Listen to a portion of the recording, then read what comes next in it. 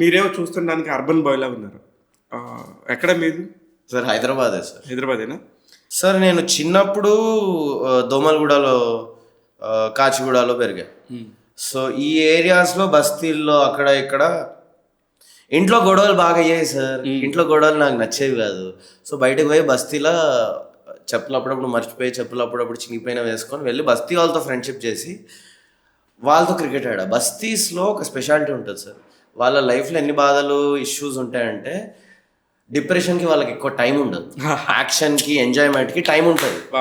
అందుకని వాళ్ళు ఎంజాయ్ చేస్తారు ఛాన్స్ దొరికితే. I'm going through severe depression is a bit of a privileged క్లాసెస్కి ఐఎమ్ ప్రివిలేజ్డ్ టుడే. నా హెడ్ మీద రూఫ్ ఉంది, నా స్టమక్లో ఫుడ్ ఉంది, so I'm privileged. But privileged క్లాసెస్కి డిప్రెషన్ అనేది to feel it and to talk about it and to talk about therapy is a bit of a privilege.